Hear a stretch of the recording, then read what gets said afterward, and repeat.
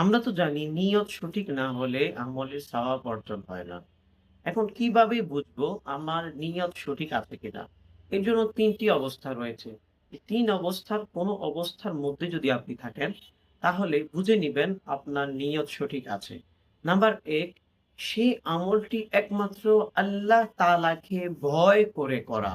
আমি যে নামাজ পড়ছি, রোজা রাখছি, কোরআন তেলাওয়াত করছি, একমাত্র আল্লাহ তাআলাকে ভয় করে করা। নাম্বার ২, সে আমলটি জান্নাত অর্জনের জন্য করা।